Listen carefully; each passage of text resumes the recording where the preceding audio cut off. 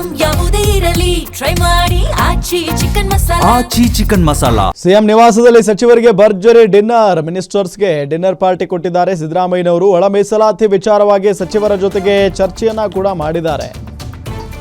ಒಂದ್ ಕಡೆ ಈಗ ಸಿಎಂ ಡಿನ್ನರ್ ಮೀಟಿಂಗ್ ಅಥವಾ ಡಿನ್ನರ್ ಆಯೋಜನೆ ಮಾಡಿರುವಂಥದ್ದು ಭಾಳ ಬೇರೆ ಬೇರೆ ಅರ್ಥವನ್ನು ಕೊಡ್ತಾ ಇದೆ. ಅಂದರೆ ಈಗ ನಾಯಕತ್ವ ಬದಲಾವಣೆ ವಿಚಾರಕ್ಕೆ ಸಂಬಂಧಪಟ್ಟಂತೆ DCM DK ಶಿವಕುಮಾರ್ ಮತ್ತು CM ಸಿದ್ದರಾಮಯ್ಯನವರ ನಡುವೆ ಜಟಾಪಟಿ ನಡೀತಾ ಇರೋದು ಇಡೀ ರಾಜ್ಯಕ್ಕೆ ಗೊತ್ತಿರುವಂಥ ಸಂಗತಿ.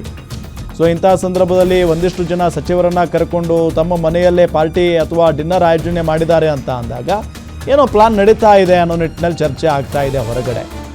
ಬಟ್ ಬರ್ತಾ ಇರುವ ಮಾಹಿತಿ ಪ್ರಕಾರ ಒಳ ಮೀಸಲಾತಿ ವಿಚಾರಕ್ಕೆ ಸಂಬಂಧಪಟ್ಟಂತೆ ಬಂದಂಥ ಸಚಿವರುಗಳ ಜೊತೆಗೆ ಚರ್ಚೆಯನ್ನು ಮಾಡಿದ್ದಾರೆ ಮುಖ್ಯಮಂತ್ರಿಗಳು ಅನ್ನೋದು ಗೊತ್ತಾಗ್ತಾ ಇರುವಂಥ ಸಂಗತಿ. 15 ಸಚಿವರಿಗೆ ಆಹ್ವಾನ ನೀಡಿದರು. ಸಚಿವರಾದ ಜಮೀರ್ ಅಹಮದ್, ರಾಮಲಿಂಗಾರೆಡ್ಡಿ, MB ಪಾಟೀಲ್, ಈಶ್ವರ್ ಖಂಡ್ರೆ, ಪ್ರಿಯಾಂಕ್ ಖರ್ಗೆ, ದಿನೇಶ್ ಗುಂಡೂರಾವ್, ಬೈರತಿ ಸುರೇಶ್ ಸೇರಿದಂತೆ ಹಲವು ಸಚಿವರುಗಳು ಈ ಸಂದರ್ಭದಲ್ಲಿ ಭಾಗಿಯಾಗಿದ್ದರು.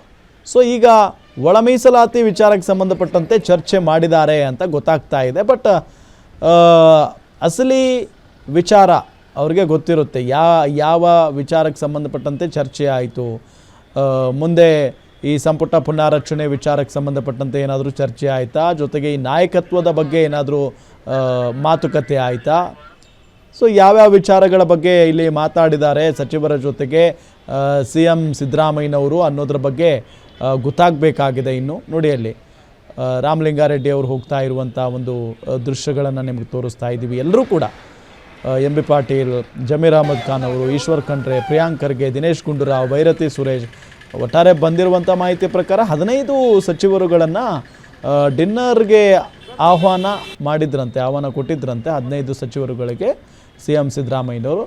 ಆ ನಿಟ್ಟಿನಲ್ಲಿ 15 ಸಚಿವರುಗಳು ಬಂದಿದ್ದಾರೆ ಅನ್ನೋ ಮಾಹಿತಿ ಇದೆ. ಸೊ ಏನು ಚರ್ಚೆ ಆಯಿತು ಅಸಲಿಗೆ ಅನ್ನೋದು ಬರಬೇಕಾಗಿರುವಂಥ ಮಾಹಿತಿ ಈಗ. ಸೊ ನೋಡಿ, ದಿನೇಶ್ ಗುಂಡೂರಾವ್ ಅವರಿದ್ದಾರೆ, ಬೈರತಿ ಸುರೇಶ್, ಇವರೆಲ್ಲರೂ ಕೂಡ ಆಲ್ಮೋಸ್ಟ್ CM ಸಿದ್ದರಾಮಯ್ಯನವರ ಬಣದಲ್ಲಿ ಗುರುತಿಸಿಕೊಳ್ಳುವಂಥ ನಾಯಕರೇ. ಸೊ ಎಲ್ಲ ತಮ್ಮ ಆಪ್ತ ಸಚಿವರುಗಳಿಗೆ ಇಲ್ಲಿ ಆಹ್ವಾನ ನೀಡಿ ಡಿನ್ನರ್ ಆಯೋಜನೆ ಮಾಡಿದ್ದಾರೆ.